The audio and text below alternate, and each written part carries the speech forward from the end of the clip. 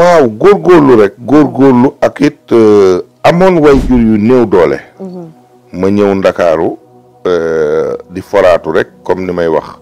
Grand Yoff gi laa yoroon taabal di jaay ay mentalato ki këbadita ki ay borosa ki koom. bu mbay jotee ma dem jël ko jëndee jiwu bay kuule jël naa fi peel kuule ñu may fay 3000 par jour. amoon na sama genn góor gu nekkoon Grand Yoff maa ko daan jàngal yaasin. su ma jàngee ñeent fukki yaasin ak benn mu jox ma 5000. may foraatu rek di dajale comme li ñuy wax nag liggéey nag man dafa am lu ma ci gëm. mooy góor du wax ne aw ma liggéey. góor du wax ne na ma état bi utal liggéey. kenn ku nekk boo xëyee war ngaa mën a def loo xam ne nii war nga ca mën a am téeméer wala ñaar téeméer boo dundee bu ko paasee bu ma tey ñetti téeméer mën nga ci dundaale kenn. jàpp naa ne du wax ne aw ma liggéey. donc su ma la déggee liggéey yu bëree bëri def na ko. waaw bien sûr. liggéey yu bëri def nañ ko ñun li ñu def yëpp sax ñëwuñ ko wax. ba kii parce que ñun nag bokkuñu ci ñi nga xam ne vraiment dañu fekk si woon suñu baay fii wala suñu nijaay muy liggéey. alhamdulilah rabbil alamin sama benn nijaay bi ma fekk woon moom chauffeur la woon daan liggéey këram daal la ma joxoon vraiment daaw ma fay dara loolu ndimbal gu rëy la. loolu moo ñu gën a dimbale parce que boo ñëwee amoo foo nekk doo mën a liggéey. waaw noonu la ma sama nijaay defal waaw. ñi ngi jànkuwanteeg ay jafe-jafe comme li ñuy wax rek ni ko yàlla bindee parce que àddina nag yàlla dafa wax ne laqad xalaqnal insaana fii kabad yàlla dafa bind doomu aadama ci coono doomu aadama dafa war a xam ne coono dafa bokk ci moom mu war di sonn entreprise yi alhamdulilahi rabbil alamin ñi ngi dem nànk-nànk. du ñàkk mu am jafe-jafe waaye jafe-jafe boo gis rek am na solution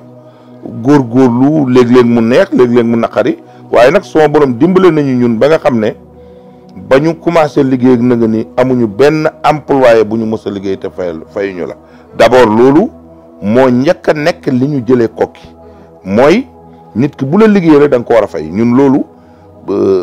léeg-léeg da day naqari sax ñuy jaay su ñeneen alal yoo xam ne bokk ci pour fay nit ñi. donc mais bu yàlla ñëwee yi tamit ñu xam ne loolu yàlla moom ku ko lebal ker moom guddi lay fayee waaw te moom moo yor mbir yi ñu ñaan ko rek mu doxal réew mi vraiment daal li ma ci mën a wax daal mooy xale yi nañu bàyyi xel ne ndar xëyul sotti te it àddina nànk-nànk ngay dem waaw nit daal heure boo xëyee mën a am ñaar téeméer yoo moomal sa bopp commencé nga am dara. waaw parce que itamit xëy dajale ba am ay 600 000 wala 1 million dugg ci gaal yi yooyu moom yaakaar ay caaxaan la rek yooyu moom ay caaxaan la parce que nag nit xel yàlla dafa bind nit jox ko xel mu am lu mu war a def am lu mu war a def parce que gaal gu nga xam ne nii gu ndaw la nga dugg ci vraiment ak ni géej ñàngee dëgg-dëgg loolu jàpp naa ne ku ko def da nga xaru man loolu laa gëm maa ngi dégg gars yi di ci ay polémique mais lii dëgg tey dëgg mooy loolu kenn waru ko def kenn warul encouragé nit mu def ko moo tax maa ngi woo xale yi nañu dellu ba pare ñu dem bay parce que dama wax ne réew mu toll ni Sénégal ak ni naaj bi bëree ak ni ndox mi bëree ak na mais il faut nit ñi débrouiller nit dafa gën a nga war a débrouiller mais mënoo xëy rek am dara te jaaroo fenn fii koo fi gis mu jaar rek koo fi gis mu am dara rek bu la waxoon lim fi mu jaar yow sax doo fa sañ a jaar Ablaye Dia mii maa ngi waxtaan ak moom benn bés mu naan ma bi may dem Gunjur di jëndi ay géej di indi xam nga loolu ku bëgg boo bëggee tekki da ngay nangu sonn tamit beneen problème la bu nga xam parce que ñun am nañ société bu nga xam ne dafay tabax dafay soumissionné ci ay marché mais comme ni nga ko xamee rek loolu moom vraiment ñu ngi ci woo njiitu réew mi mu xool marché yi nga xam ne doomi réew mi mën nañu ko defar ñu jox leen ko ñu defar ko parce que nag balaa nga dàq kéwél mu jëm ci àll ba dàq ko mu jëm ci kër gi loolu mooy dëgg loolu buñ ko defee mooy dëgg buñ ko defee mooy dëgg li nga xam ne waxuma nag nit loo mun ñu jox la ko waaye li nga man